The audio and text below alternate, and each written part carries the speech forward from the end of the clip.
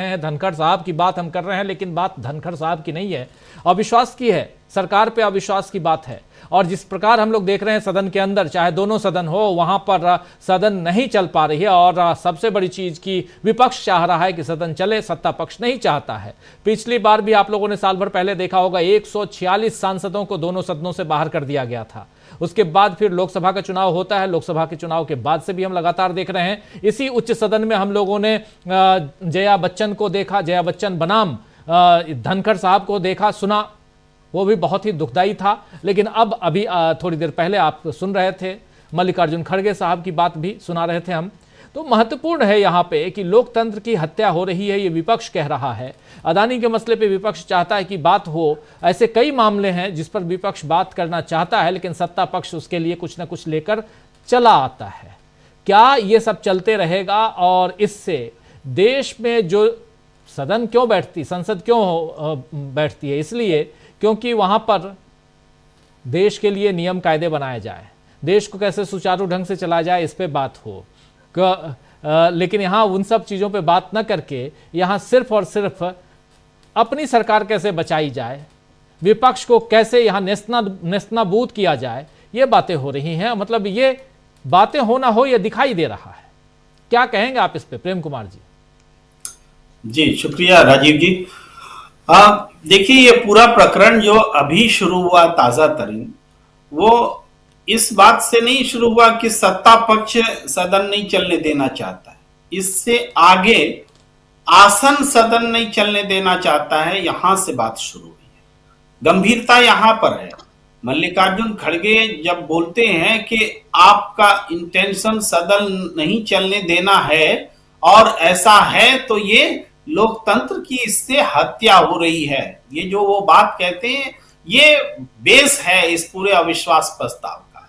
और इससे पहले भी धनखड़ जी का जो आपने याद दिलाया, जया बच्चन जी के साथ था व्यवहार, टोन को लेकर बात हुई थी। और टोन को लेकर के जब वो डिफेंड कर रहे थे अपने आप को, तब भी धनखड़ जी ने जया बच्चन को आप कौन हैं, आप सेलिब्रिटी हो सकते हैं, इस तरह से उन्होंने बोला था। यानी सदन स्वयं अपने सदस्यों का अपमान कर रहा है। सदन खुद को शिक्षक और सारे सदस्यों को स्टूडेंट समझ रहे हैं। ये हमारे लोकतंत्र की परंपरा नहीं है कि सदन पर बैठा व्यक्ति टीचर है और वहां बैठे हुए दूसरे लोग जो है स्टूडेंट है, ऐसा नहीं है। लेकिन हो क्या रहा है, अगर इस तरीके से चलना है तो लोकतंत्र रह ही नहीं जाता। तो ये वन पार्टी सिस्टम, संख्या बल तो आपके पास हमेशा से ज्यादा है, तभी तो आप आवाज डाउन हो रही है आपकी। सत्ता बल आपके पास हमेशा से ज्यादा है, तभी तो आप सत्ता में हैं। और सत्ता में रहने का मतलब ये नहीं है, हमारे लोकतंत्र में अपोजिशन को उतना ही अधिकार है जैसे सत्ता पक्ष को होता है। नेता सदन को जितना सम्मान है उतना नेता प्रतिपक्ष को। ये चीजें खत्म की जा रही है, तोड़ी जा रही है। और जो अविश्वास प्रस्ताव है, ये पूरे अपोजिशन का आसन के लिए अविश्वास प्रस्ताव है। इसका मतलब आसन की तटस्थता खतरे में है, उस पर पक्षपात बड़ा दाग बन करके सामने आया। ऐसे समय में तो अविश्वास प्रस्ताव आते आते इस्तीफा देके चल देना चाहिए धनखड़ जी को। अगर उस चेयर के सम्मान की जहां तक बात है, क्या आप हार जाएंगे? जब सदन हटा देगा वोटिंग से उनको, तब वो मानेंगे हम हार गए। हारना और जीतना अलग है। जब राज्यसभा की ताकत का एक बड़ा हिस्सा जो बहुमत नहीं भी है तब भी आपके खिलाफ है, तो ये आपकी गरिमा को खत्म करने वाला पहल है, जहां तक परंपरा का सवाल है। लेकिन गरिमा तो ये मानते ही नहीं, गरिमा तो ये स्वयं तोड़ते हैं। ये किस तरीके से इन्होंने गरिमा तोड़ी है बताइए। भारतीय जनता पार्टी के लोगों ने स्थगन प्रस्ताव लाना चाहा जॉर्ज सोरोस और सोनिया गांधी के नाम पर, उनके बीच संबंध के आधार पर उस बात को उठाने के लिए, लेकिन उन्होंने अनुमति नहीं दी। तो ये बहुत अच्छी बात लगी। लेकिन अनुमति नहीं दे करके, अनुमति क्यों नहीं दी? अब साबित हुआ कि अनुमति देते तो उनको अडानी पर भी अनुमति देनी पड़ती, तो अनुमति नहीं दी। और उसके बाद में बीजेपी के सारे सदस्यों से उठवा के बुलवाना शुरू किया, सोनिया गांधी के खिलाफ कथा कहवाना शुरू किया। तो कथा करने के लिए राज्यसभा नहीं है ना। अगर सोनिया गांधी कल्प्रिट है, जॉर्ज सोरोस कल्प्रिट है, देश में गद्दार ही गद्दार भरे पड़े हैं, तो ये सरकार क्या है? कायर है? गद्दारों पर कार्रवाई करना नहीं आता, संविधान का अनुपालन कराना नहीं आता, कानून का अनुपालन कराना नहीं आता। अरे जिनके ऊपर कोई दाग नहीं होता उसको तो आप उठा के जेल में बंद कर देते हो, जिसको चाहो मुख्यमंत्री को भी बंद कर देते हो, कि कुछ भी कर लेते हो। और देश में गद्दार बैठी हुई है सोनिया गांधी, आप उनका कुछ नहीं कर पा रहे। इसका मतलब है कि ये संसद में जो बात कही जा रही है वो उस बात में कोई गंभीरता नहीं है।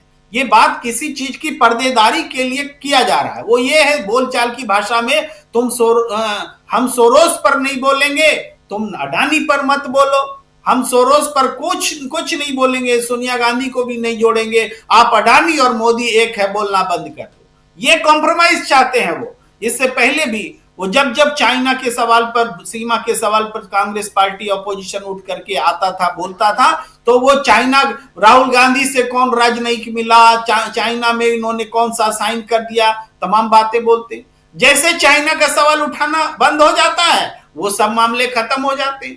यानी ये अपोजिशन को चुप कराने के लिए एक मुद्दा उठाते हैं और इस मुद्दे में कोई सब्सटेंस नहीं है, ये फैक्ट है। और इस तरीके से देश के सामने ये क्लियर हो रहा है कि जो सत्ता में है वो अपने मोदी अडानी के भ्रष्टाचार को छिपाने के लिए और जन विरोधी नीतियां जिनके दम पर ये भ्रष्टाचार पनप रहा है, कभी किसान कानून लाते हैं, कभी कुछ और धारावी को दे देते हैं किसी एक को, ये सारी जो चीजें हो रही हैं, या फिर गलत इनवॉइस पर कोयला का आयात करते हुए व्यक्ति को आप उद्योगपति बता रहे हैं, उसको जेल में होना चाहिए, या उनके खिलाफ जो सेबी जांच करती है उसका कॉन्फ्लिक्ट ऑफ इंटरेस्ट पर चुप हैं आप, कुछ बोलते नहीं है। ये सारी चीजें दाग हैं, सवाल नहीं है, ये दागदार सवाल है जिसका जवाब वो नहीं दे पा रहे। तो क्या करें? तो जॉर्ज सोरोस और तमाम तरह की बातें करते हैं, जिसके बारे में आज कांग्रेस ने तथ्यों के साथ में बात की है। हमें लगता है हम सबको तो उतने तथ्य मालूम नहीं थे, उन्होंने कहीं से खोज के लाया, समझाया,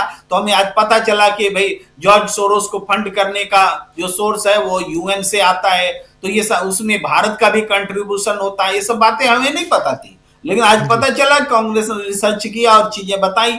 हो सकता है ये सारी बातें सही हो, नहीं तो बीजेपी काउंटर करे ये तथ्य गलत है। तो इस तरीके से बातें साफ तौर पर आ रही है। और दूसरी तरफ है कि इस देश में जो लोकतंत्र को चुराया जा रहा है, लोकतंत्र को अपने एक खत्म करने के लिए तानाशाही थोपी जा रही है, इसके लिए भी चुनावी तंत्र में कैसे सुधार हो, जनता भी एक तरह से आवाज बुलंद कर रही है। उम्मीद की किरण वहीं से जगती है, वरना ये तो सारी उम्मीदों पर हथौड़ा मारने के लिए बैठे हुए। जी बिल्कुल, उम्मीद की किरण जनता के दरबार में है, ये सबके लिए है, ये आपके लिए, हमारे लिए भी, और ये सत्ता पक्ष के लिए, विपक्ष के लिए भी है। सत्ता पर काबिज हैं जनता के कारण, और विपक्ष जनता की तरफ उम्मीदों भरी निगाह से देखता है।